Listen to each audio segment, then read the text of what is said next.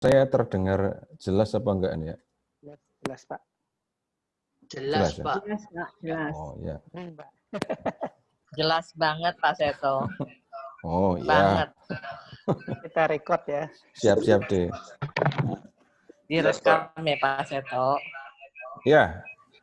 Kita akan belajar tentang Petrus. Ini nama orang murid Yesus yang paling akrab di telinga orang Katolik. Bahkan kalau dibandingkan dengan Paulus, Petrus akan selalu disebut duluan. Enggak pernah Bapak Ibu dengar Paulus dan Petrus. Pasti ngomongnya Petrus dan Paulus. Nama ini akrab dengan kita karena memang punya peran yang penting di dalam sejarah iman gereja. Tetapi kemudian begini, ada yang dipahami dari Petrus, pasti. Tetapi dari sekian banyak cerita tentang Petrus dalam Alkitab, yang seringkali dipahami adalah cerita yang ada di dalam Injil. Dan itu pun ya belum semua ya. Nah, kemudian kalau cerita tentang Petrus yang di Kisah Para Rasul, ini yang bisa dikatakan umumnya umat Katolik jarang memahami karena memang kurang mempelajarinya. Nah, kita akan secara khusus menyoroti saja Petrus, apa yang dikerjakan, apa yang dia lakukan di dalam Kisah Para Rasul. Jadi sebagaimana Lukas menceritakan apa yang dilakukan oleh Petrus. Tujuannya apa? Ya kita tahu, kita kenal orang yang selama ini paling banyak kita sebut namanya di antara murid-murid Yesus. Supaya kita punya pemahaman mengenai pribadinya, dan kemudian kita juga bisa mengambil teladan dari apa yang dikerjakannya sebagai murid Yesus. Nah, nanti sesudah belajar ini, sesudah belajar cerita tentang Petrus, kita masih bisa belajar bukan cerita Petrus, tapi ajarannya. Apa itu?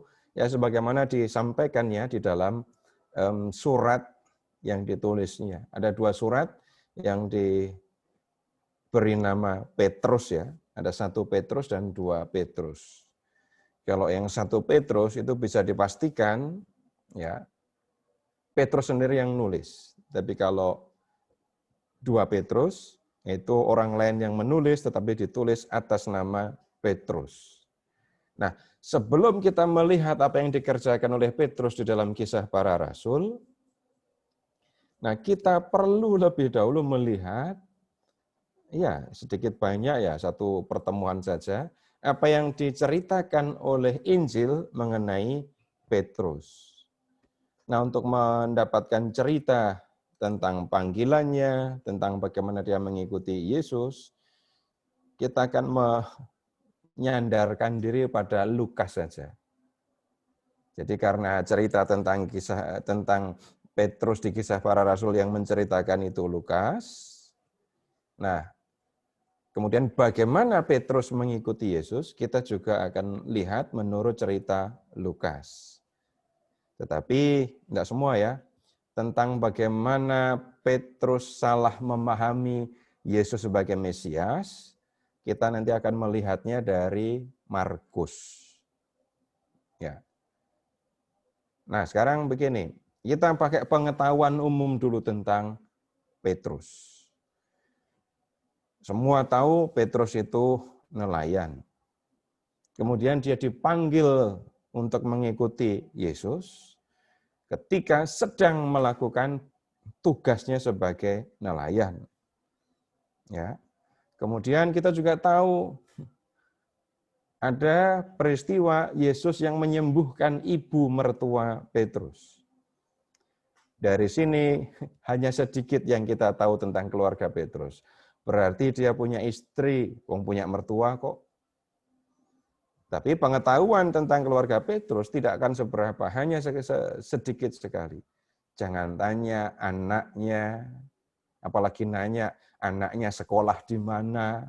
Nah, kita tidak akan menemukan jawaban itu. Kemudian kita juga tahu kalau Petrus itu menyangkal Yesus. Nah, itu yang paling dikenal. Kadang-kadang saya kasihan sama Petrus itu. Semua orang Katolik tahu kalau Petrus itu rasul yang penting gitu kan. Tapi kalau ditanya, yang paling diingat dari peristiwa Petrus itu apa? Petrus menyangkal Yesus. Menyangkalnya yang diingat. Nggak mungkin kan rasul ini menjadi penting, menjadi besar di dalam sejarah gereja karena menyangkal. Pasti bukan itu. Nah, kemudian kita juga melihat bagaimana ketika Yesus menampakkan diri kepada para murid, berarti Petrus juga ikut melihat Yesus yang sudah bangkit. Nah, kita lihat dari awal dulu Bapak Ibu. Sekarang silahkan ke Injil Lukas bab 5. Lukas bab 5.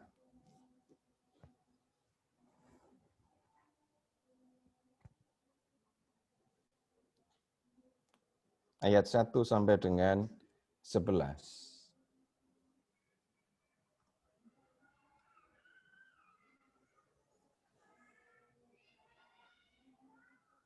Sekali lagi kita mau mendengar cerita Lukas ya tentang panggilan Petrus ini. Pada suatu kali Yesus berdiri di pantai Danau Genesaret.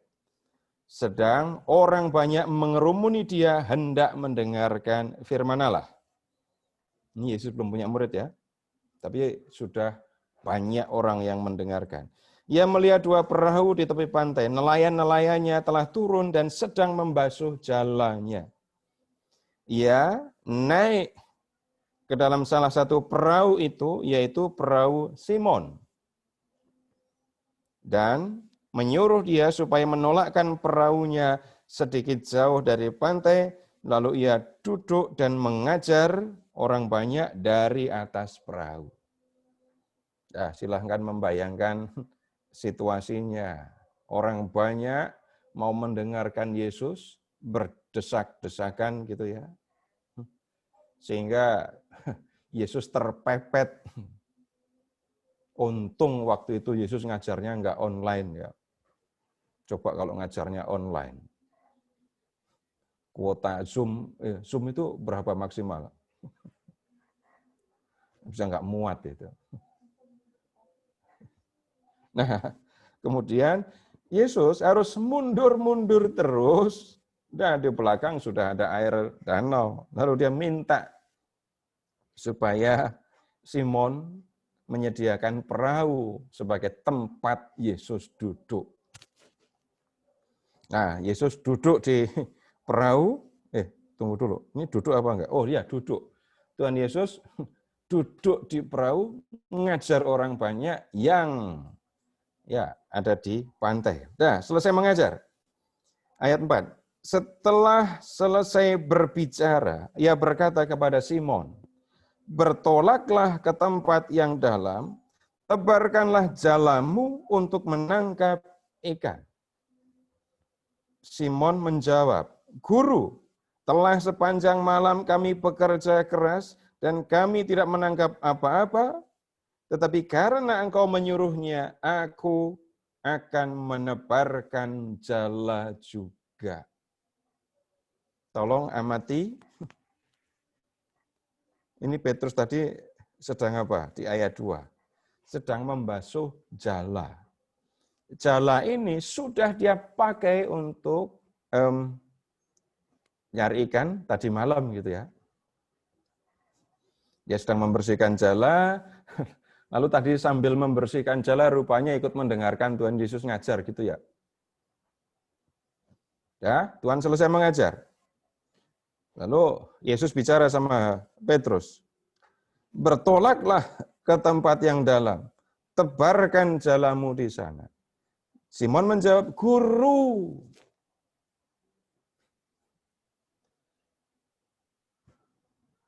telah sepanjang malam kami kerja keras. Dan kami tidak menangkap apa-apa. Tolong membayangkan nelayan kerja keras sepanjang malam. Ya, itu berarti Simon ya dengan temannya ya masuk ke bawa perahu ke tengah danau, ke tepi sebelah sini, ke sisi sebelah sana, menebarkan jala. Ya, jala ditebar terus ditarik. Kosong, ada ikan. Itu tadi ditebarkan sisi kanan, sekarang ditebarkan ke sisi kiri. Hal yang sama terjadi. Jala dilempar, ditebar, ditarik, enggak ada ikan. Pindah ke tempat lain. Hal itu dilakukan seterusnya sampai 1 malam. Orang nyari ikan, nelayan nyari ikan, itu siang apa malam? Normalnya kan malam kan ya? Normalnya malam. Nah, Petrus yang sudah sepanjang malam nyari ikan dan nggak dapat apa-apa, mendengar Tuhan Yesus mengatakan, sana kamu bawa perahumu ke tempat yang dalam, lalu tebarkan jalan. Untuk apa? Nangkep ikan. Yang ngomong bukan nelayan, tapi guru. Kalau profesi mau diperluas, yang ngomong tukang kayu, bukan nelayan. Kalau sekarang di ayat 5 itu Petrus berangkat, itu bukan karena kemauan Petrus. Nggak enak aja sama Yesus kan. Guru, telah sepanjang malam kami bekerja keras, tetapi karena engkau menyuruhnya, aku akan menebarkan jala juga. Silahkan membayangkan semangat atau tidak Petrus melakukan ini. Enggak ada semangat. Ini cuma karena guru yang nyuruh saja. Bukan karena bersemangat mau nyari ikan, nangkap ikan, enggak. Nah, kemudian tunggu dulu. Bapak Ibu, Tuhan Yesus ini nanti jawab pertanyaan saya ya. Tuhan Yesus ikut naik perahu apa enggak ya?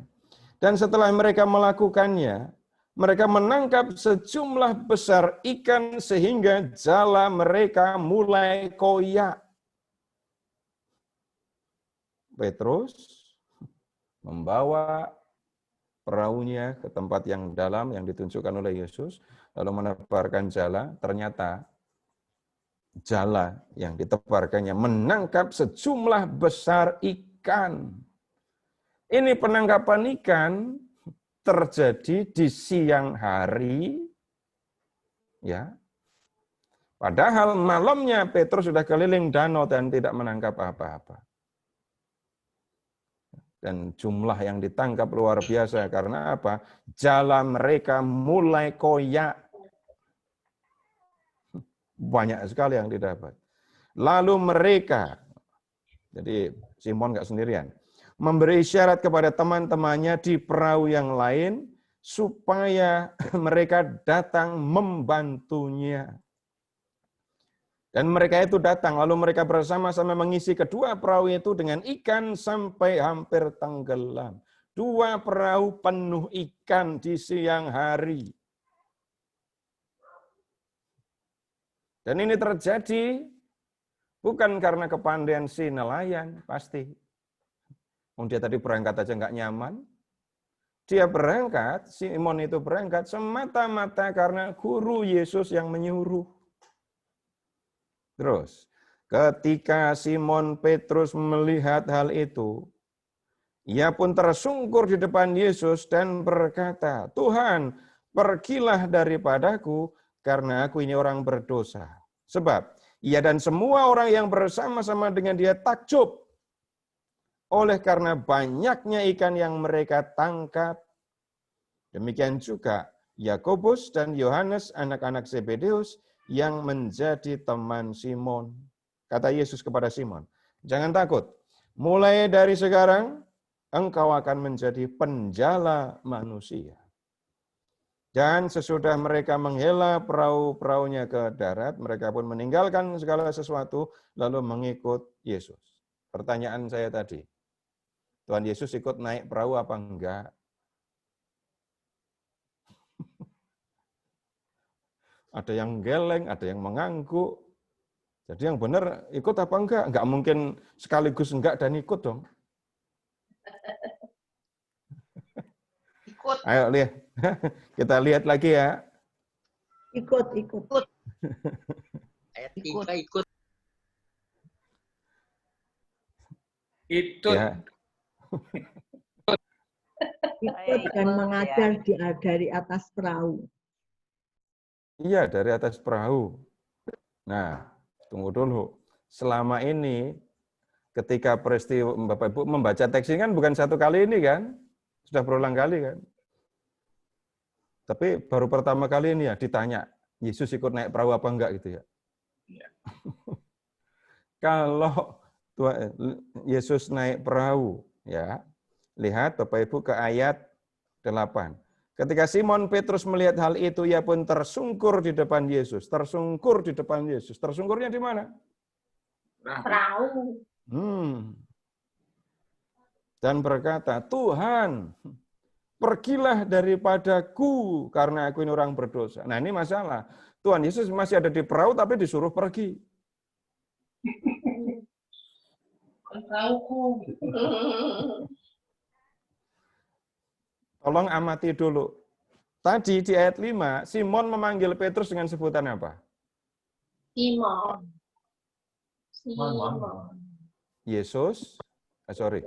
Petrus, Simon itu memanggil Yesus dengan sebutan apa? Guru. Ayat 8. Simon memanggil Yesus dengan sebutan apa? Tuhan. Tuhan bersahabat. Kok bisa berubah dari guru jadi Ada keajaiban juga.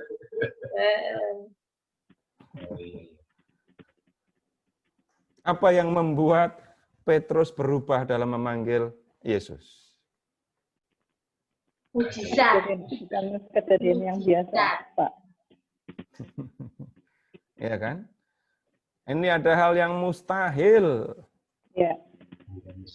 Ada hal yang nggak biasa. Maka saya sampaikan kepada Bapak Ibu tadi, Simon itu nelayan, dari kecil sudah ada main di Galilea, di Danau Genesaret, sepanjang malam nyari ikan nggak dapat apa-apa. Siang-siang nangkep ikan sebanyak ini karena Yesus yang nunggu. Karena Tuhan Yesus yang nyuruh. Apa yang terjadi, apa yang dilihat oleh Simon, itu membuat dia sadar yang ada di depannya itu bukan orang biasa. Nah, kemudian, pergilah daripadaku karena aku ini orang berdosa. Kalau Bapak Ibu bisa menyebutkan dosa Petrus, tolong sebutkan dosanya apa?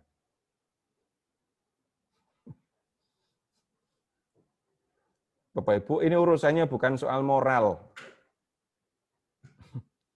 Bukan, nggak usah cari-cari, wah tadi Petrus di dalam hati menggerutu. Nggak usah. Bapak Ibu, silahkan Bapak Ibu membayangkan. Bapak Ibu ibu-ibu sedang masak di dapur dah. Atau Bapak sedang baca Twitter atau baca WA gitu ya. Tiba-tiba Tuhan berdiri di depan Bapak Ibu gitu. Bapak Ibu akan melakukan apa? Nggak mungkin akan mengatakan, sebentar Tuhan saya baru masak gitu. Atau Bapak mengatakan, sebentar ini saya balas WA saya dulu. Nggak akan ngomong begitu. Kalau sadar bahwa yang di hadapannya itu adalah Tuhan. Ya. Nah, sekarang silahkan mengingat yang sederhana saja tadi.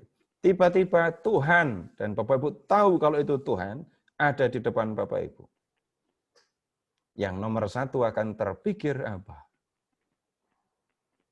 Mohon ampun, Pak. Mohon ampun. Ya. Terjun.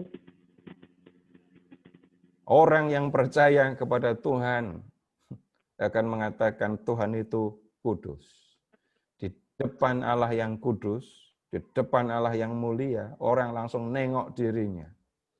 Dan ketika memandang Tuhan lalu memandang dirinya, yang tampak kontras jelas itu adalah Allah itu mulia, kudus, sedangkan aku orang berdosa. Pengalaman yang seperti ini, Bapak Ibu, ini mirip dengan pengalaman Nabi Yesaya. Silahkan membuka Yesaya bab 6.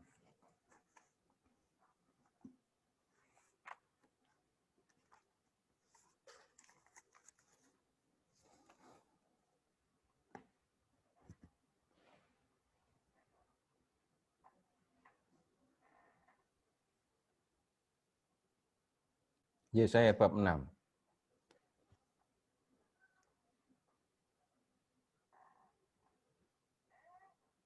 Ya. Dalam matinya ayat 1, Raja Uzia, aku melihat Tuhan. Ya. Yang dilihat oleh Yesaya, Tuhan sedang duduk di atas tahta yang tinggi menjulang. Tuhannya besar sekali, karena ujung jubahnya saja menutupi bait suci. Dan lalu ada serafim yang mengiringi. Lalu para serafim di ayat 3 nyanyi kudus. Ya, ayat 5. Ketika melihat Tuhan ada di hadapannya, Yesaya teriak, celakalah aku binasa.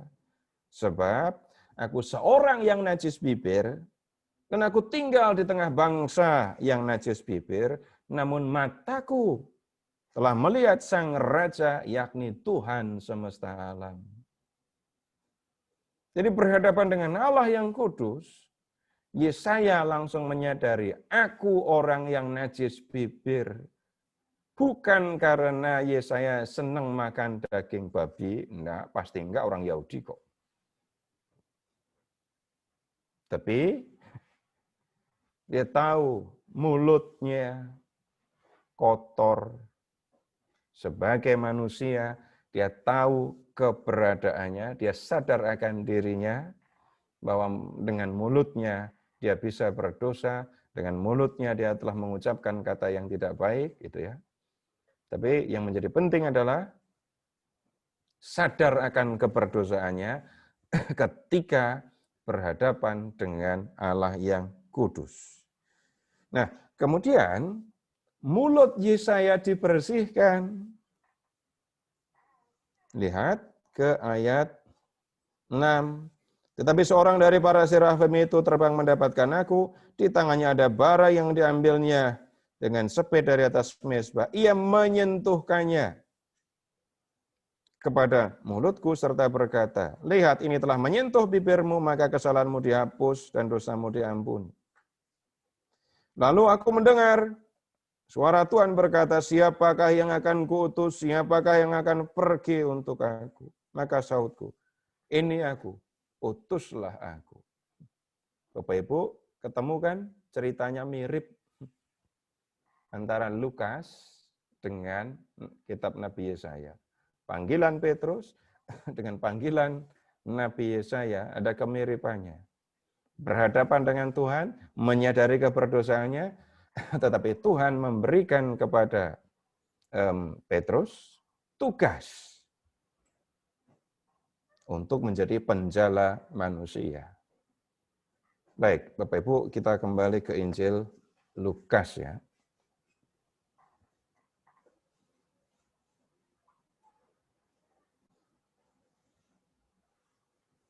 Kalau dikatakan bahwa Simon Petrus akan menjadi penjala manusia, urusannya sudah pasti. Ini bahasa kiasan. Tidak mungkin Petrus ke sana kemari membawa jala, jala ditebar untuk menangkap orang. Wah, itu yang dilakukan pedagang budak di film The Mission itu ya. Nah, itu menjala orang beneran kalau itu. Tapi ini bukan. Ini kiasan untuk mengatakan pada waktunya nanti Petrus akan bertindak seperti seorang yang menjala manusia. Menjala manusia itu bagaimana? Tunggu dulu di kisah para rasul, gitu ceritanya ya. Tapi yang akan dilakukan adalah memberitakan kabar tentang Yesus, dan pemberitaan kabar itulah yang akan mengantar orang untuk percaya kepada Yesus. Kemudian perhatikan teman-temannya ya di ayat 10. Demikian juga Yakobus dan Yohanes. Nah, kemudian lihat ke ayat 11.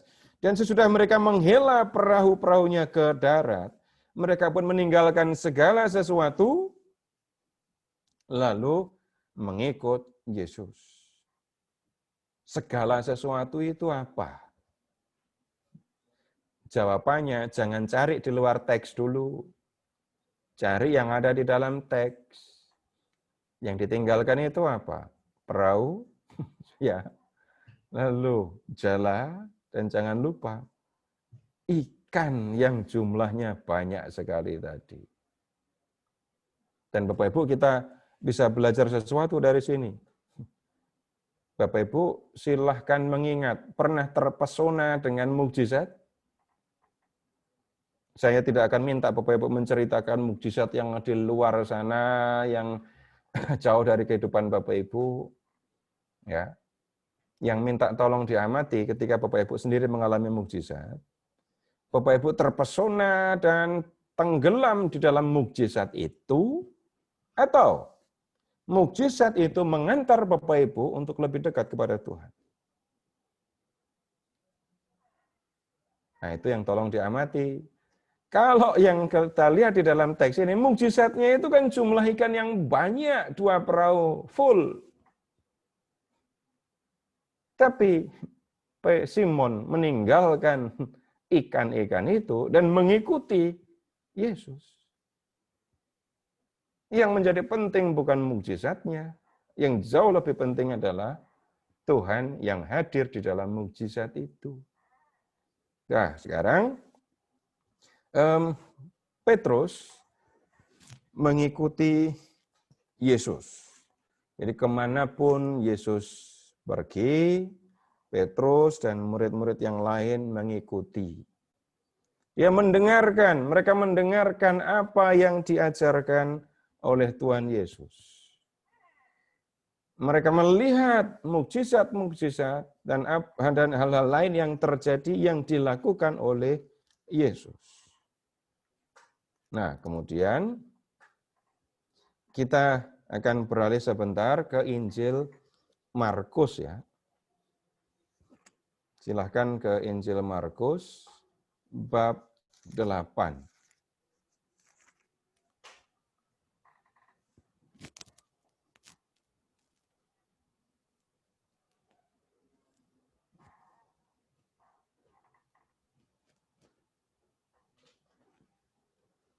Bab 8 dari ayat 37.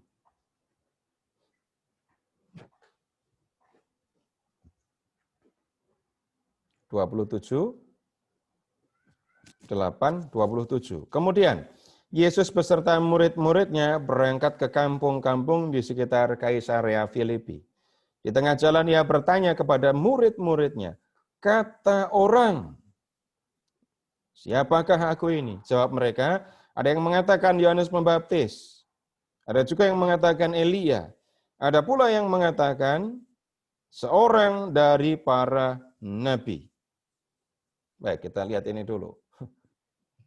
Petrus dan murid-murid yang lain kan ikut Yesus kemanapun Yesus pergi. Lalu Yesus minta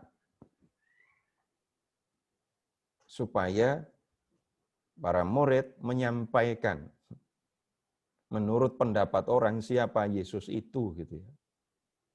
Jadi ya selama Yesus mengajar lalu ketemu orang banyak, bisa jadi murid-murid mendengar Yesus, rasul-rasul murid-muridnya mendengar orang banyak komentar apa tentang Yesus. Mereka berpikir Yesus itu siapa gitu. Dan kemudian mereka mengatakan, ada yang mengatakan kalau Yesus itu adalah Yohanes Pembaptis. Pantesan Yesus bisa membuat banyak mukjizat. Loh, kenapa kok begitu? Bayangkan, orang yang mati hidup lagi. Ini pasti memiliki kuasa yang hebat orang yang seperti ini. Ada yang berpikir seperti itu ya. Kemudian yang lain lagi mengatakan, mereka bilang kalau engkau itu adalah Elia. Kenapa orang banyak mengatakan Yesus itu adalah Elia?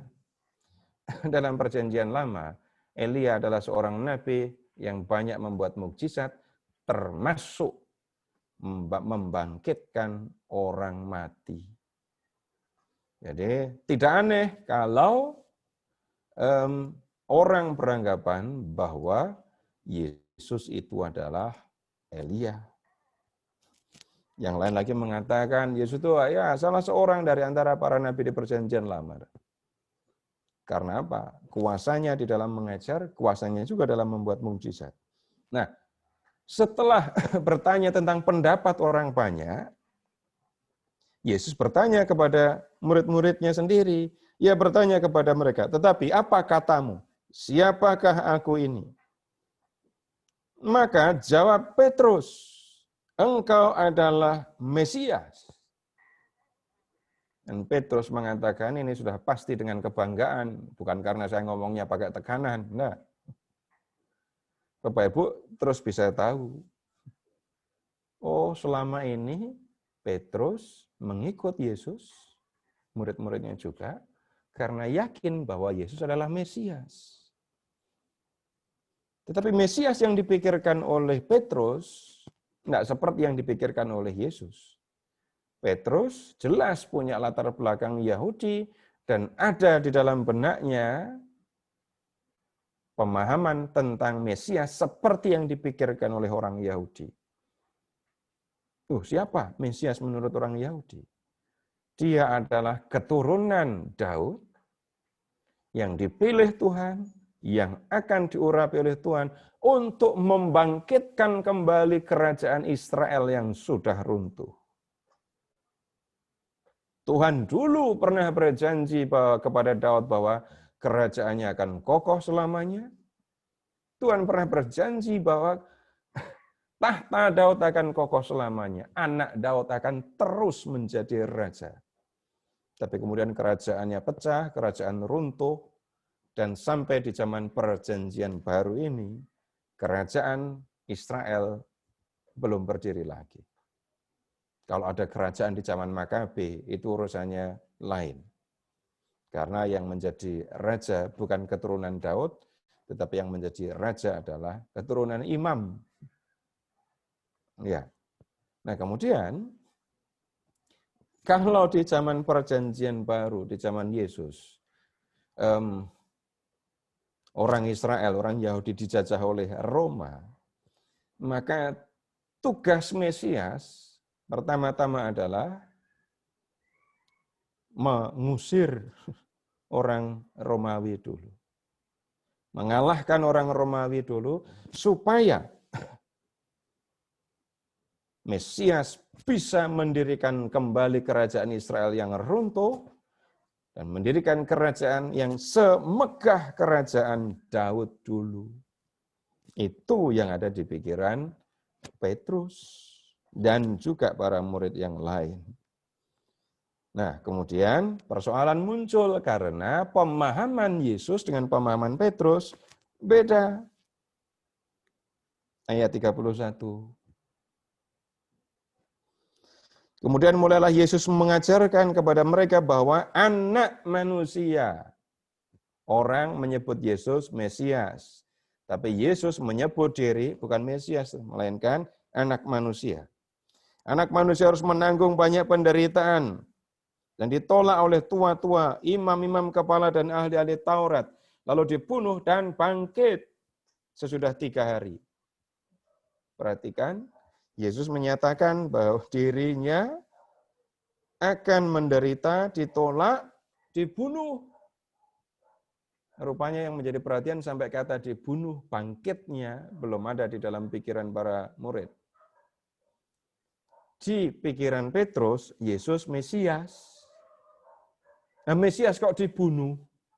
Kalau sampai Mesias dibunuh, bagaimana tugasnya nanti? Dia harus melawan Romawi, dia harus mendirikan kembali kerajaan Israel. Kalau Mesias dibunuh, ya tugasnya tidak terlaksana. Kalau itu yang terjadi, terus ngapain Yesus dan Petrus dan murid-murid lain mengikuti Yesus?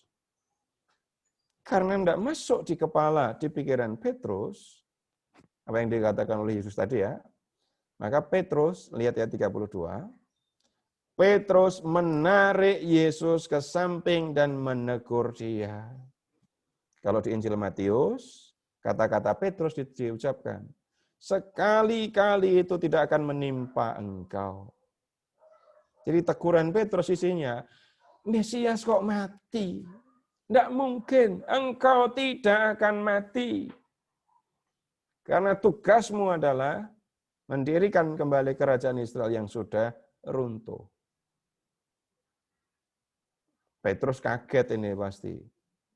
Ayat 33. Maka berpalinglah Yesus, dan sambil memandang murid-muridnya, ia memarahi Petrus. Katanya, enyahlah iblis. Sebab engkau bukan memikirkan apa yang dipikirkan Allah, melainkan apa yang dipikirkan manusia. Kok Petrus tiba-tiba dipanggil dengan sebutan iblis? Yang barusan ngomong kan Petrus.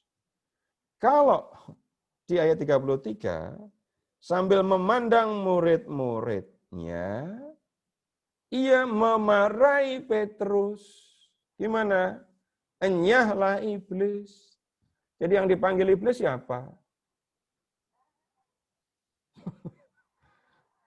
Masa Tuhan Yesus ngatain muridnya begitu ya?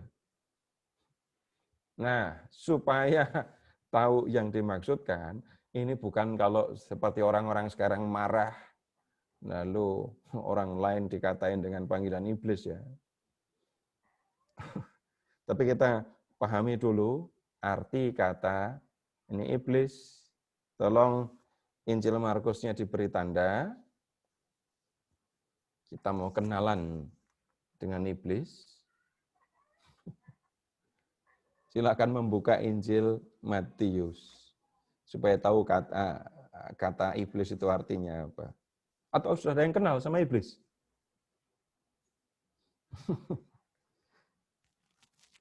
Ada yang jadi followernya iblis? Kalau dia nge-tweet atau pasang profil di Instagram, sudah di-like apa enggak? Gitu. Silahkan ke Matius bab 4. Ayat 1.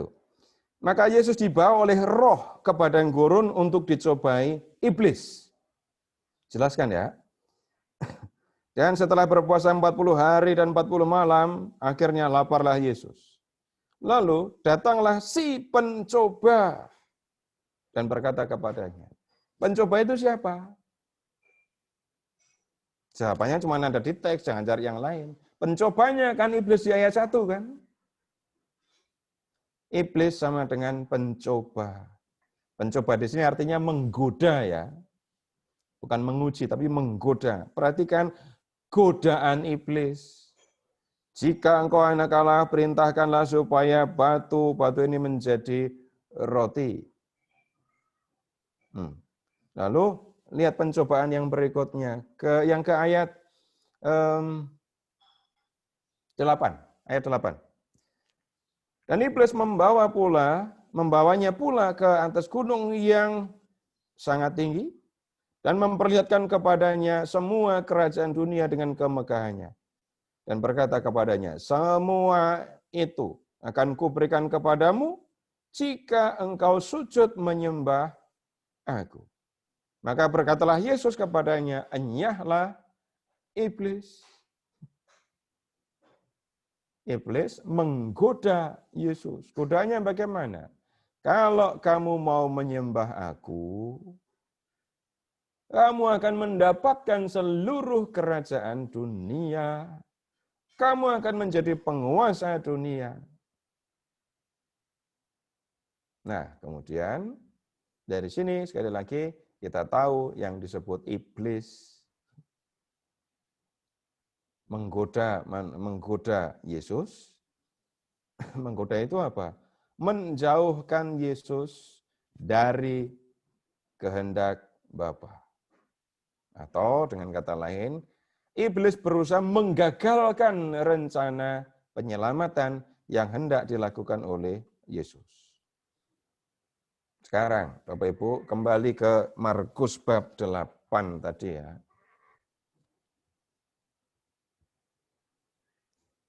Kalau Petrus punya pandangan Yesus adalah Mesias, Raja orang Israel yang akan mengalahkan Roma, Bapak Ibu, di telinga Yesus, kata-kata Petrus itu menjadi sebuah godaan.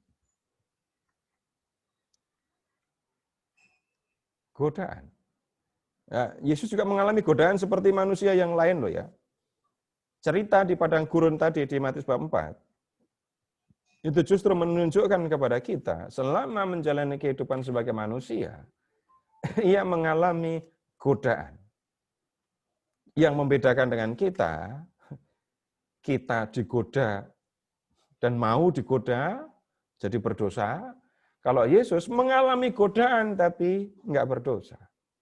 Nah, itu yang harus dipelajari dari Yesus. Ya, di telinga Yesus kata-kata Petrus menjadi godaan. Godaannya itu setara dengan godaan ketiga di padang gurun tadi. Kalau Yesus mau menuruti kata-kata Petrus, engkau akan jadi raja orang Israel. Gampang. Gampang sekali buat Yesus. Kenapa? Itu masih sistem kerajaan loh ya. Coba kalau sudah pakai sistem demokrasi, banyak yang mau pilih Yesus. Muridnya banyak kok. Tapi kalau di sistem kerajaan, semua orang akan gembira kalau Yesus jadi raja. Ada yang sakit, disembuhkan. Ada yang kurang makan, kasih makan. Ada yang mati, bangkitkan. Ketika mau ditangkap, ini kalau yang ini versi Yohanes ya. Kalau di Matius juga ada, tapi kalimatnya beda. Di Getsemani, ketika mau ditangkap, Tuhan Yesus sebenarnya nggak bisa ditangkap. Hanya dengan mengatakan akulah dia, prajurit Romawi mundur semua kok. Jadi, kalau mau jadi raja, Tuhan Yesus gampang sekali.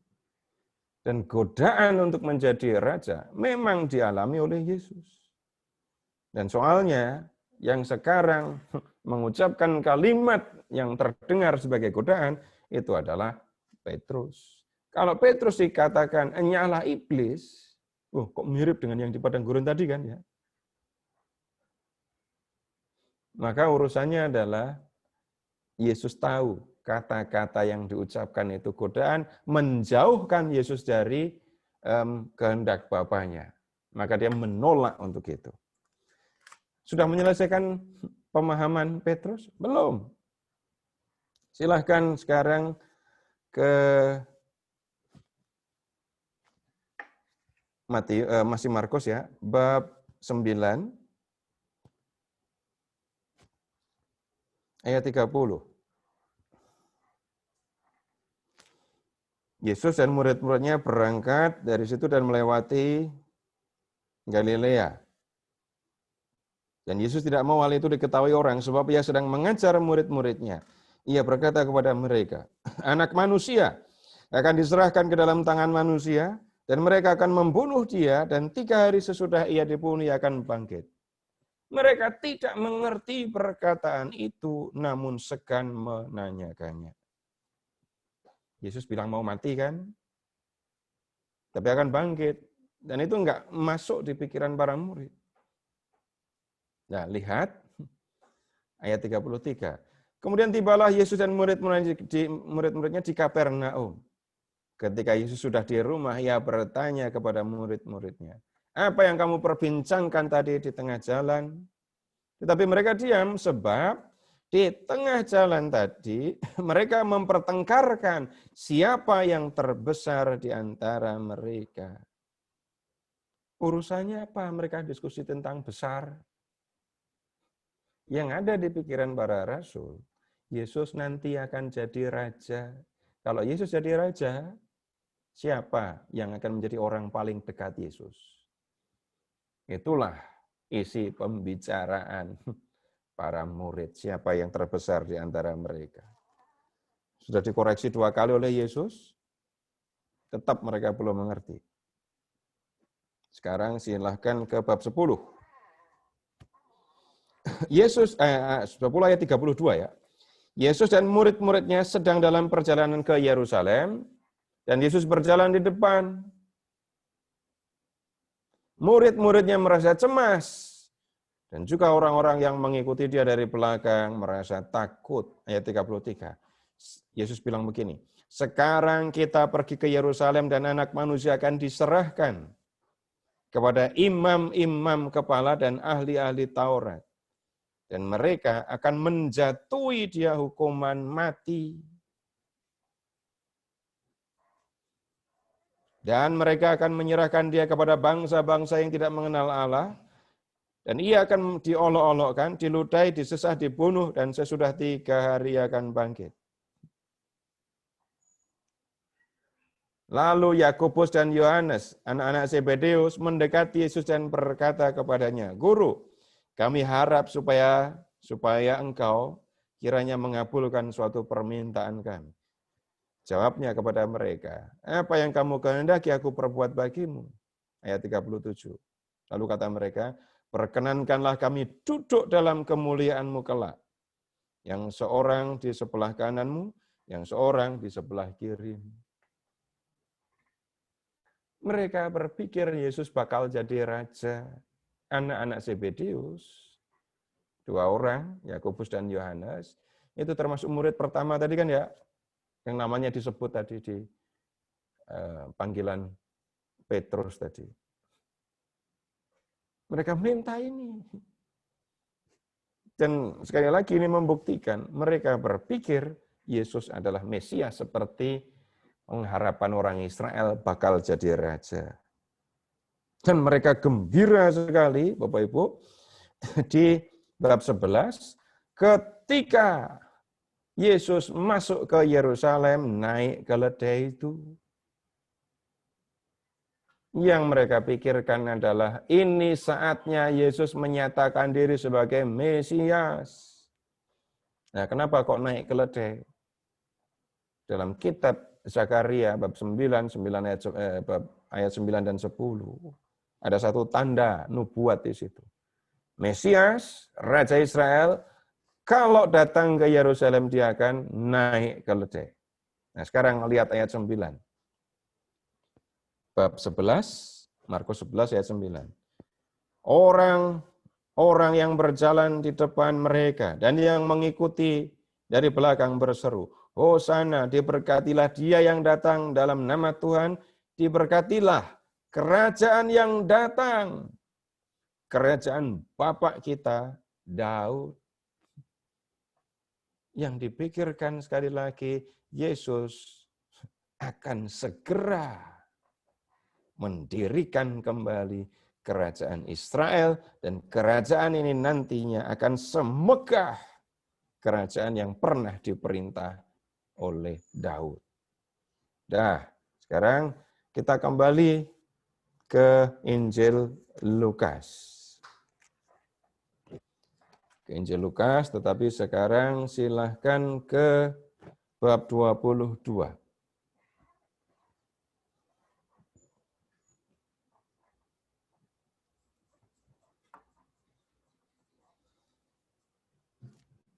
Bab 22. Itu ada perjamuan Paskah ya di ayat 14. Kemudian setelah perjamuan itu ada percakapan mulai dari ayat 24. Tuhan Yesus berbicara kepada murid-muridnya di situ. Nah, kemudian ke ayat 31. Ini kalimatnya berat ini. Yesus bicara kepada Simon. Simon, Simon, lihat. Iblis telah menuntut untuk menampi kamu seperti gandum. Tetapi aku telah berdoa untuk engkau, supaya imanmu jangan gugur. Dan engkau, jikalau engkau sudah insaf, kuatkanlah saudara-saudaramu. Jawab Petrus, Tuhan, aku bersedia masuk penjara dan mati bersama-sama dengan engkau. Tunggu dulu, tolong amati kalimat yang diucapkan Petrus. Urusannya apa? Mau masuk penjara dan mau mati bersama dengan Yesus. Sudah jelas kan? Ini kembali ke urusan Yesus yang bakal jadi raja dalam pengertian politis. Melawan Roma, lalu mendirikan kerajaan. Petrus siap berjuang bersama dengan Yesus. Petrus bahkan mengatakan dia mau berani mati bersama-sama dengan Yesus. Tetapi ayat 34, Yesus berkata, aku berkata kepadamu, Petrus, hari ini ayam tidak akan berkokok sebelum engkau 3 kali menyangkal aku. Menyangkal bahwa engkau mengenal aku. Bapak Ibu, kalimat yang di Injil Lukas ini jarang diingat. Tapi yang biasanya diingat yang di Injil lain. Kalimatnya lebih sinis gitu ya kalau didengarkan ya. Ayam nggak berkokok kalau kamu nggak menyangkal aku. Ini gaya bahasa yang sebenarnya pemahamannya ya sama. Maksudnya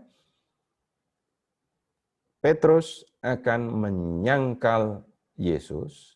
Petrus akan mengatakan bahwa dia tidak kenal Yesus. Tidak lama setelah Petrus mengatakan itu. Ini perjamuannya kan udah malam. Yesus ditangkapnya ya menjelang dini hari lah. Petrus mengatakan, aku bersedia mati demi engkau. Lalu Yesus mengatakan, sebelum ayam berkokok, kamu akan bilang bahwa kamu tidak kenal sama aku. Tapi sekali lagi, Lukas menggunakan gaya bahasa yang, ya ini menurut saya kalimatnya bagus tapi tajam sekali. Ayam tidak akan berkokok sebelum engkau 3 kali menyangkal aku. Bapak Ibu tahu yang malam itu gelisah siapa? Ayamnya. Nah, kalau Petrus nggak menyangkal, mereka batal berkokok loh ya. Baik, kita lihat ketika Yesus ditangkap.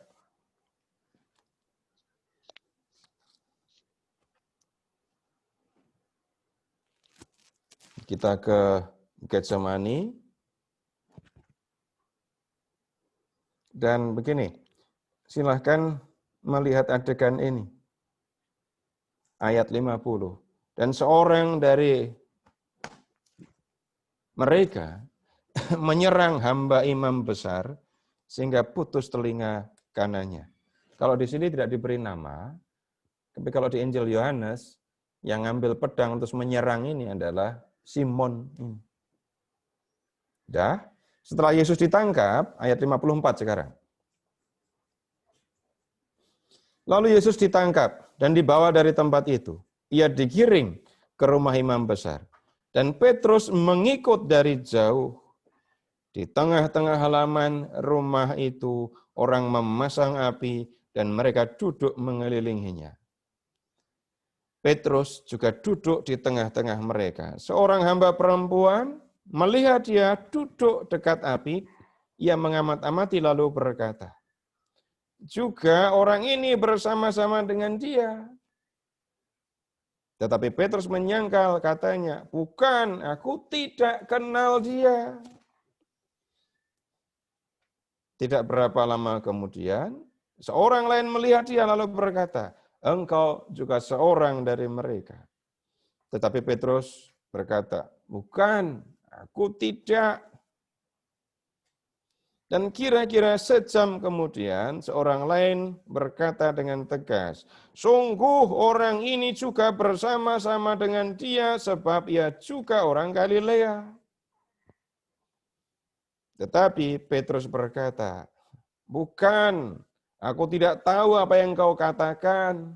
3 kali, tolong lihat ayam-ayamnya.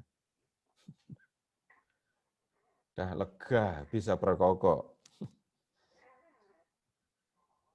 Seketika itu juga, sementara ia berkata, berkokoklah ayam. Gimana bunyinya? Nah, berikutnya. Ini yang membedakan. Selama ini, ya, kalau kita tidak mempelajari Lukas, yang mengingatkan Petrus sudah menyangkal itu adalah suara ayam. Tapi kalau di Injil Lukas ada yang berbeda. Lihat ya 61. Lalu, ayam udah berkokok ya. Lalu berpalinglah Tuhan memandang Petrus. Maka teringatlah Petrus bahwa Tuhan telah berkata kepadanya, sebelum ayam berkokok pada hari ini, engkau telah 3 kali menyangkal aku. Jadi kalau membaca Injil Lukas, yang mengingatkan Petrus akan kata-kata Yesus, itu bukan suara ayam, tapi pandangan mata Yesus. Biarpun berdiri di kejauhan, rupanya Yesus masih bisa memandang Petrus, dan Petrus pun masih bisa memandang Yesus, sehingga waktu itu, ya, mereka dua bisa saling pandang gitu ya. Tapi tatapan atau pandangan Yesus itu yang membuat Petrus ingat bahwa Tuhan sudah mengatakan, sebelum ayam berkokok kamu sudah menyangkal aku 3 kali. Lalu ia pergi keluar dan menangis dengan sedihnya. Sedih. Tunggu dulu, sedihnya kenapa?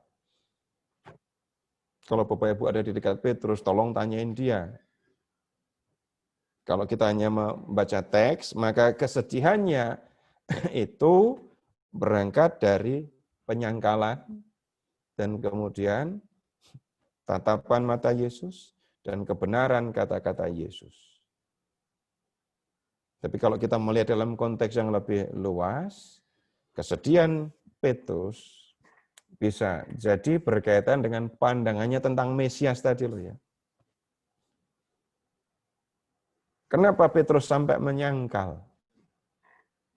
Yang dia pikirkan, yang dia yakini Yesus adalah Mesias, calon raja. Orang yang hebat, orang yang berkuasa. Tapi yang sekarang kelihatan oleh Petrus apa? Yang dia pandang sebagai Mesias yang berkuasa tadi. Diam saja, enggak buat apa-apa, lemah tak berdaya di hadapan orang-orang yang mengadili dia, di hadapan para pemuka agama Yahudi. Nah, kemudian silahkan sekarang ke bab 24. Di bab 24, kita ketemu dengan Tuhan Yesus yang bangkit. Kemudian di 24 ayat 13 ada pertemuan ya antara Yesus dengan 2 orang murid di Emmaus. Nah, setelah 2 orang di Emmaus tadi sadar bahwa orang yang menemani mereka berjalan lalu makan bersama dengan mereka itu adalah Yesus, maka mereka buru-buru kembali ke Yerusalem.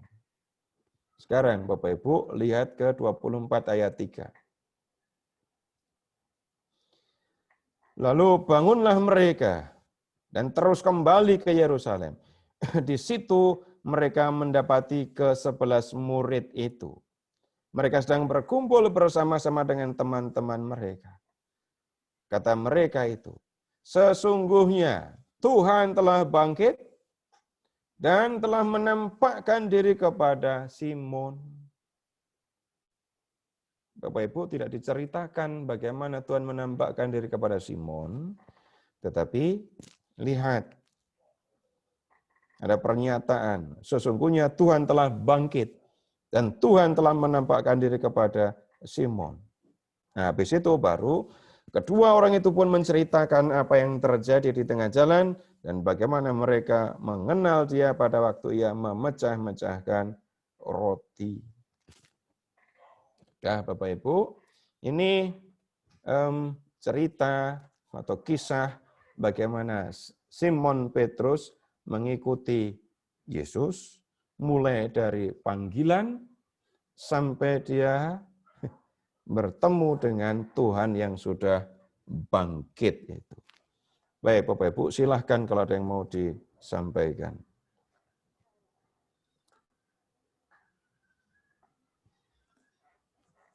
Ya, silahkan Bapak Ibu yang mau bertanya atau ada pengalaman tentang Petrus. Yang baptisnya namanya Petrus, ada kan? Nama baptisnya.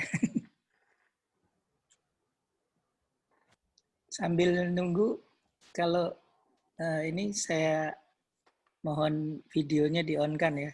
Saya capture.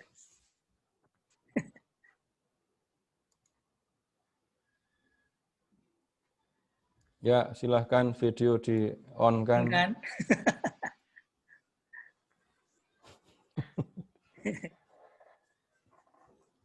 Ya, belum semua nih.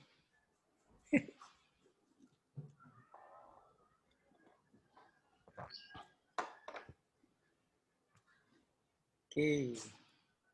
Yang mau bertanya silakan loh. Kalau enggak ada yang nanya, saya omong terus loh ya. Nah, ini.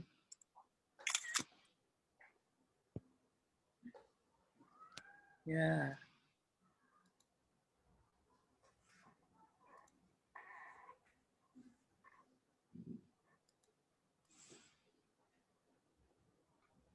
Mari. Pak Seto tanya dong. Ya, silahkan. Pak, Serafim tuh artinya apa ya, Pak? Serafim. Iya. Ya, silahkan kembali ke Yesaya. Serafim bukan artinya dulu, Bu. Apa sih iya apa itu, Pak? Ya, silahkan lihat di Yesaya bab 6 tadi. Iya.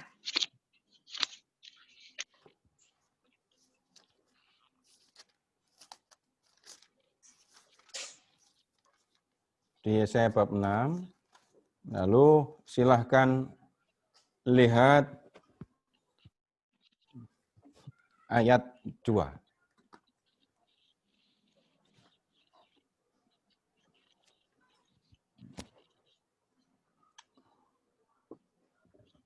Para serafim berdiri di sebelah atasnya, masing-masing punya 6 sayap.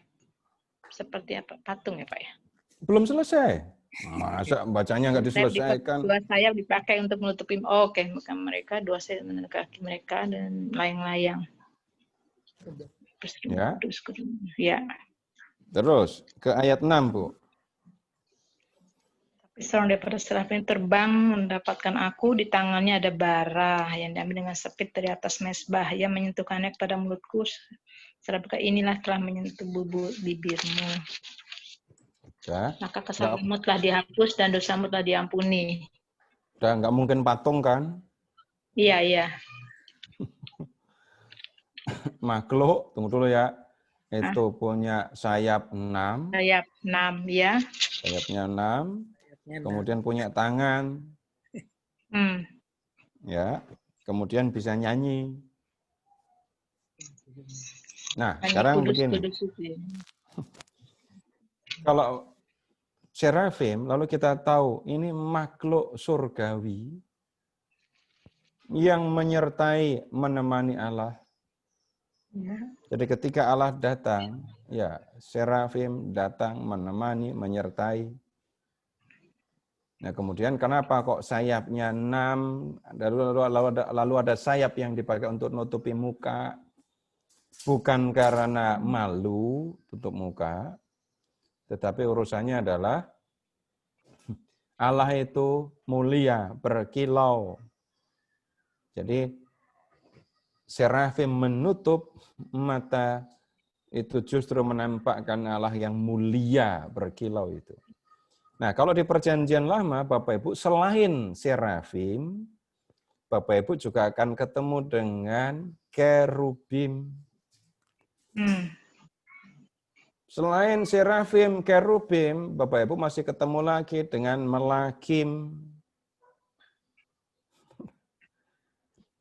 Jadi serafim, kerubim, melakim. Yang paling akrab dengan Bapak Ibu yang ketiga, malah.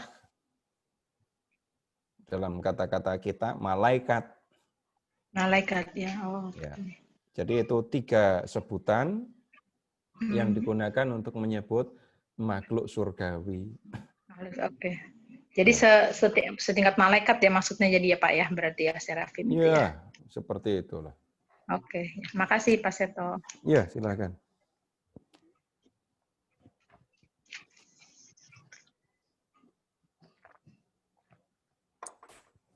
Saya ada pertanyaan Pak Seto.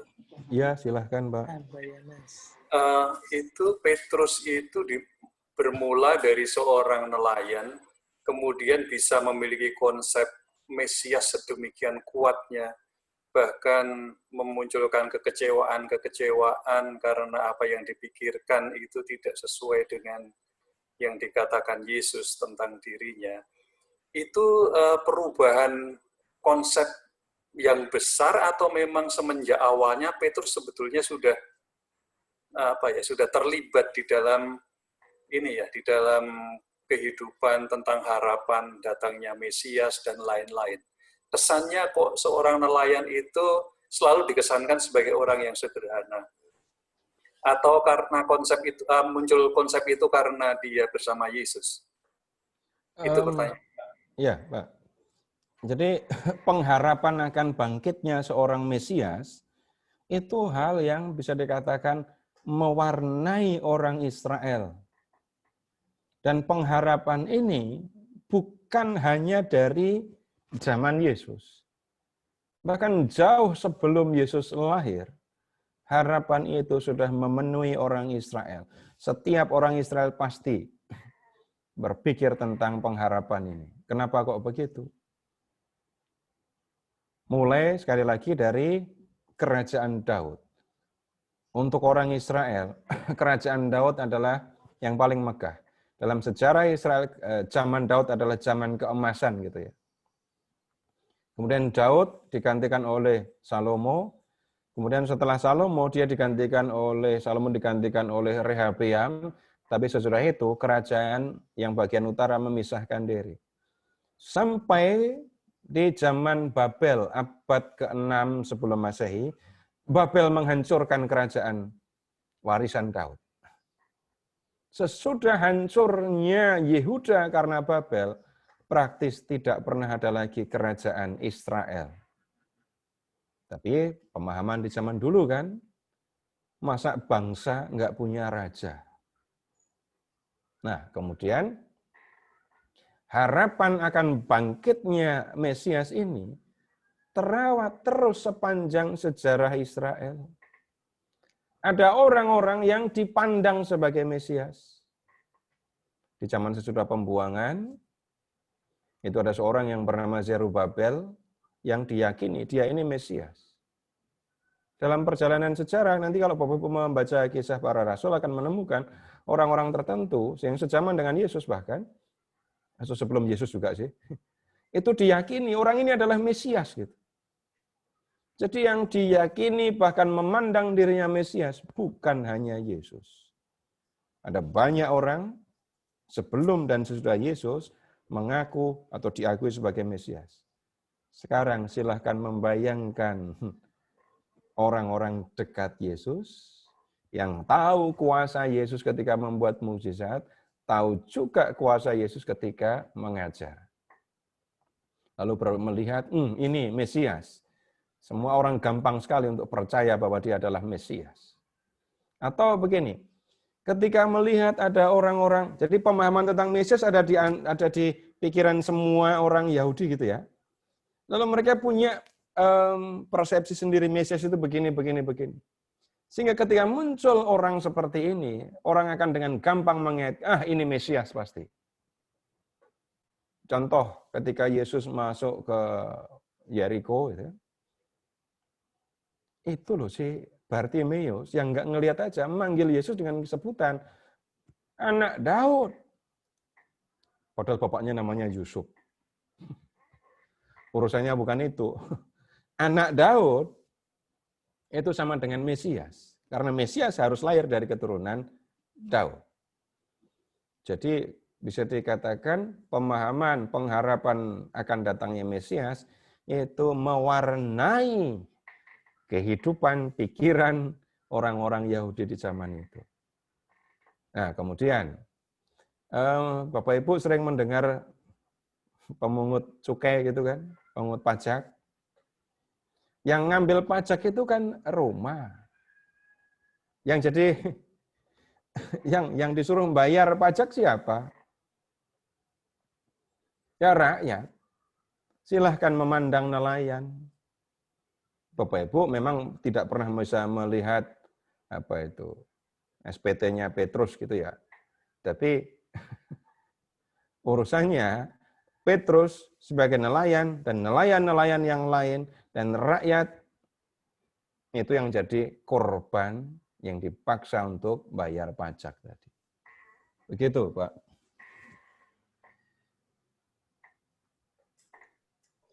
Pak Seto tanya Pak Seto. Iya, silahkan. Pak Seto, harapan bangsa Israel bahwa Yesus itu jadi Mesias. Dan mereka sudah lama merindukan ada seorang raja. Lalu, apa sih salahnya kalau Tuhan Yesus itu memenuhi harapannya bangsa Israel ya? Bapak sudah lama ikut Yesus kan, Pak? Apakah itu akan keluar? Ya. Pernah nanya kepada Yesus atau enggak, Pak? Kenapa, Pak Seto? Kan pertanyaan Bapak, apa harus memenuhi harapan orang Israel gitu kan? Nah, Bapak pernah tanya sama Yesus apa belum, Pak? Belum. Nah, belum. Saya memandang dari sisi lain tuh ya. Kalau toh Tuhan itu memenuhi harapan bangsa Israel, apa salahnya ya? Dia sebagai raja, dia mengalahkan penjajah Romawi begitu kan? Lalu sesudah itu jadi bangsa yang besar sekali. Ya, sesudah itu Yesus akan menjadi raja, naik tahta, duduk di tahta, terus lanjutkan hidup sebagai raja. Enggak, kalau jadi raja, dia memenuhi harapan bangsa. Gitu. Iya, tapi tunggu dulu. Raja. Setelah jadi raja, terus perlu apa lagi? Ya, Perdana Menteri. Nggak masuk di pikiran orang Yahudi di zaman dulu, raja kok nggak punya permaisuri. Raja kok nggak punya permaisuri, nggak nyambung. Nah, terus. Silahkan membayangkan yang lebih gampang saja. Tuhan datangnya dari surga, Pak ya. Datangnya dari surga. Tuhan datang ke dunia itu sudah punya tujuan atau belum? Sudah. Sudah. Nah, kemudian ketika Yesus datang ke dunia sudah punya tujuan. Kemudian tujuannya itu menyangkut orang Israel saja atau menyangkut semua orang? Semua orang. Menyangkut semua orang. Kemudian tujuannya sebenarnya apa? Membawa manusia ke surga. Nah, itu tujuannya. Dibandingkan dengan tujuan kedatangan Yesus ke dunia, menjadi raja orang Israel dan memenuhi harapan orang Israel, itu Bandingannya seberapa? Terlalu kecil kan? Berikutnya lagi. Kembali ke janji Tuhan kepada Daud. Kerajaanmu akan kokoh selamanya. Selama manusia hidup di dunia, ada enggak yang kerajaan yang kokoh selamanya? Kerajaan Mesir, Asyur, Babel, Persia, Yunani, maka dunia, Romawi, semua runtuh. Tidak ada yang abadi. Ya, nggak ada yang abadi. Yang bisa mewujudkan kerajaan yang abadi, bukan di dunia tempatnya. Bagian surga. Maka Yesus sudah mengajarkan kerajaan surga. Dan Tuhan juga mengatakan kalau di Injil Yohanes, kerajaanku bukan dari dunia ini. Ya, begitu. Tapi saya juga tidak berani memberikan menyampaikan kepada Tuhan Yesus, harusnya Tuhan Yesus dulu penuhi saja permintaan orang Israel. Habis itu baru selamatkan dunia gitu. Saya nggak berani ngomong gitu. Oke, Pak. Gitu, Pak ya. Ya, terima kasih.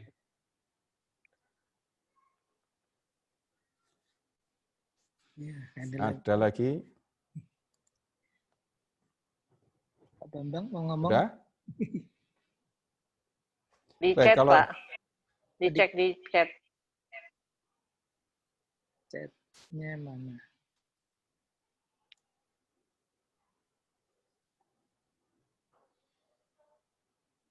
Tetapi kenapa akhirnya Petrus dipilih Yesus menjadi kepala gereja pertama, padahal ia sudah menyangkal Yesus. Kalau dibalik. Jadi syaratnya untuk menjadi pemimpin gereja itu apa? Tidak menyangkal gitu ya. Nah, nanti kalau pertanyaan ini didengar oleh Petrus, lalu Petrus gantian nanya kepada Ibu akan ditanya begini sama Petrus. Ibu dipilih oleh Tuhan atau tidak? Iya, dipilih. Tuhan menugaskan apa untuk Ibu? Memberitakan Injil, memberitakan bahwa Allah mengasihi manusia dan Allah mengutus anaknya supaya manusia bisa masuk surga. Ibu diberi tugas itu oleh Tuhan Yesus. Ibu dipilih. Ibu lebih baik dari Petrus atau enggak? Jawabannya? Nah, Bapak Ibu, begini, ketika kita berbicara tentang tugas pemilihan, dan pemilihannya adalah pemilihan seorang manusia, maka manusia yang dipilih itu adalah manusia dengan kekurangan dan kelemahannya. Ya. Dan yang hebat sebenarnya begini, Petrus menyangkal Yesus. Yang tadi kita baca di Injil Markus, saya pilih yang Injil Markus. Kenapa kok begitu? Markus itu yang nulis Injil dengar dari Petrus sendiri. Petrus nggak malu-malu mengatakan itu. Petrus tidak menutupi kenyataan bahwa ia sudah menyangkal Yesus. Tapi penyangkalan itu bukan akhir. Lain halnya dengan Yudas. Bapak Ibu nggak usah ngomong, untung Petrus nggak bunuh diri, nggak usah begitu. Tapi Petrus berani bercerita. Bahkan kelemahan-kelemahan Petrus, Bapak Ibu bisa temukan di Injil Markus. Termasuk ketika diminta oleh Yesus menemani Yesus berdoa. Petrus ngantuk berat.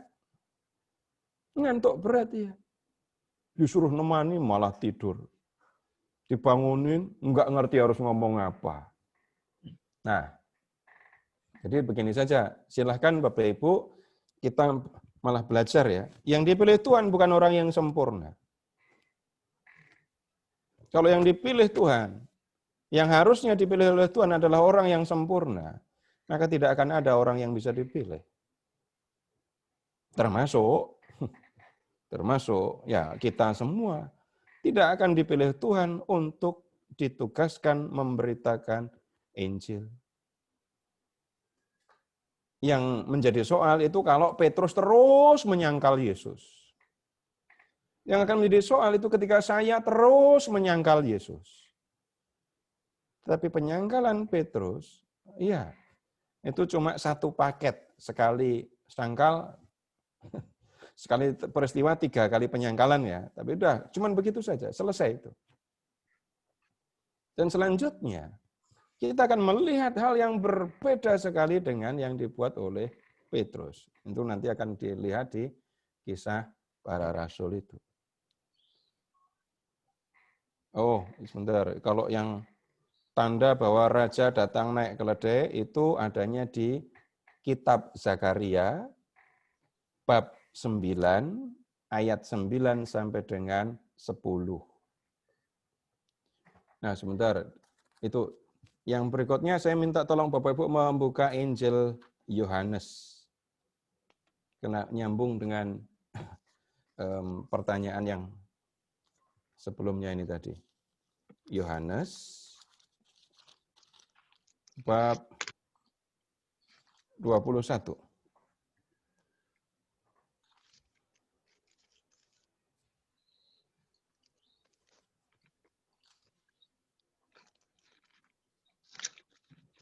Yohanes bab 21. Ini cerita tentang atau kisah Yesus yang menampakkan diri kepada murid-murid, termasuk di dalamnya ada Simon. Ini Simon yang ngajak pergi nangkep ikan ya. Nah, kemudian sesudah peristiwa penangkapan ikan yang istimewa ini, ayat 15 sekarang. Sesudah sarapan, Yesus berkata kepada Simon Petrus, Simon, anak Yohanes, apakah engkau mengasihi aku lebih daripada mereka ini? Mereka ini siapa? Murid-murid yang lain. Jawab Petrus kepadanya, benar Tuhan, engkau tahu bahwa aku mengasihi engkau. Kata Yesus kepadanya, gembalakanlah domba-dombaku. Kata Yesus pula kepadanya untuk kedua kalinya, Simon, anak Yohanes, apakah engkau mengasihi aku? Jawab Petrus kepadanya, benar Tuhan, engkau tahu bahwa aku mengasihi engkau. Kata Yesus kepadanya, gembalakanlah domba-dombaku. Kata Yesus kepadanya untuk ketiga kalinya, Simon anak Yohanes, apakah engkau mengasihi aku? Maka sedih hati Petrus, karena Yesus berkata untuk ketiga kalinya, apakah engkau mengasihi aku? Dan ia berkata kepadanya, Tuhan, engkau tahu segala sesuatu. Engkau tahu bahwa aku mengasihi engkau. Kata Yesus kepadanya, gembalakanlah domba-dombaku. Ketika aku berkata kepadamu, sesungguhnya ketika engkau masih muda, engkau mengikat pinggangmu sendiri dan engkau berjalan kemana saja kau kehendaki. Tetapi jika engkau sudah menjadi tua, engkau akan mengulurkan tanganmu dan orang lain akan mengikat engkau dan membawa engkau ke tempat yang tidak kau kehendaki. Hal ini dikatakannya untuk menyatakan bagaimana Petrus akan mati dan memuliakan Allah. Sesudah mengatakan demikian, ia berkata kepada Petrus, ikutlah aku. Ini diskusinya agak berat ini Tuhan Yesus dengan Petrus ini. Petrus yang sudah menyangkal Yesus tadi ditanya, kamu mengasihi aku enggak? Kamu mengasihi aku lebih dari mereka ini semua atau enggak? Tapi Yesus nanyanya sampai 3 kali. Dan ini justru menunjukkan bagaimana kesungguhan Petrus dalam mengasihi Yesus. Orang yang sudah menyangkal Yesus ini, mengasihi Yesus lebih daripada yang lain. Dan kemudian, Yesus juga menunjukkan bagaimana nanti Petrus akan mati. Petrus yang tadinya mengatakan berani mati bersama dengan Yesus, kemudian menyangkal Yesus, tidak berani mengatakan bahwa dia mengenal Yesus. Pada akhirnya Petrus akan berani mati demi Yesus. Jadi kalau mendengar kalimat orang lain mengikat engkau, membawa engkau ke tempat yang tidak kau kehendaki, ini bicara tentang Petrus yang mau dieksekusi gitu. Bukan Petrus yang sudah jadi lanjut usia. Nah, saya harap sekarang menjadi lebih jelas perjalanan Petrus sebagai seorang pengikut Yesus. Kenapa Petrus istimewa? Nah, ya Yohanes bab 21 bisa sedikit memberikan tambahan informasi. Baik Bapak Ibu, kita lanjutkan diskusi minggu depan. Silahkan mempersiapkan dengan membaca teks-teks yang sudah ditunjuk, atau kalau mau lebih jelas silahkan membaca Kisah Para Rasul dari bab 1 ya, sampai bab 15. Begitu dulu Bapak Ibu, terima kasih dan selamat malam. Ya, terima kasih Pak Seto. Terima kasih Pak Seto.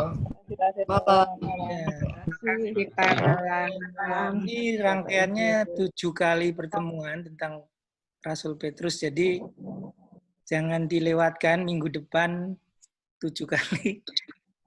Mudah-mudahan Bapak Ibu sekalian masih bisa terus mengikuti ya. Ya Pak. Minggu depan. Terima kasih. Salam. Pak Seto. Terima kasih. Doa penutup Pertemuan malam hari ini, silakan Pak Helmi, kita tutup dengan doa. Ya. Baik. Sebelum kita bersatu dalam doa, saya menyampaikan terima kasih Pak Seto. Kita dapat pelajaran yang bagus malam ini. Bukan bagus ya, luar biasa. Karena saya ingat waktu saya masih mualaf dulu, saya anggap kok Yesus kok lemah banget gitu. Mau disalib, mau diapa gitu. Tapi ternyata memang tujuannya untuk menyelamatkan manusia. Bukan untuk dunia gitu. Jadi pertanyaan dari Pak Harja bagus sekali. Simple tapi memang itu banyak orang yang memikirkan kenapa begitu gitu, mikirin kok dia nggak mikirin dunia tapi lebih ke kita gitu, kepada ciptaannya gitu. Ya sedikit komen aja. Terima kasih. Baik, kita bersatu dalam doa dalam nama Bapa, Putra dan Roh Kudus. Amin. Bapa kami yang ada di surga, terima kasih Bapa. Terima kasih banyak atas segala kebaikan-Mu kepada kami. Engkau adalah murah hati, Engkau memberikan yang terbaik buat kami. Engkau tidak melihat kelemahan kami, tetapi Engkau selalu sabar membimbing kami. Terima kasih Bapa, terima kasih Yesus, terima kasih Roh Kudus. Kami mohon juga berkati kami semua, khususnya Pak Seto yang memberikan pelajaran buat kami malam ini. Dan semoga kita semua mendalami lebih jauh tentang firman Allah bersama Pak Seto. Kemudian kepada Bapa dan Putra dan Roh Kudus, seperti pada pemenang, sekarang selalu, dan sepanjang segala masa. Amin. Dalam nama Bapa, Putra, Amin. Amin. Amin. Terima kasih Pak Seto. Terima kasih Pak Seto. Terima kasih Pak Seto. Terima kasih. Pak Narto. Ya pamit ya. Ketemu. Kami pamit. Terima kasih semuanya. Amin. Oke, terima kasih semuanya Sampai minggu sudah bergabung depan ya. malam ini. Pak Seto, sampai minggu depan. Terima kasih panitia, terima kasih semua. Terima kasih banyak. Terima kasih semua. Sama-sama Pak. Bumi itu, bye-bye. Ya, nanti kita japrian. Terima kasih Helmi. Ya, siap. Ketemu ya. Siap. Ya. Salam. Ya, sama-sama.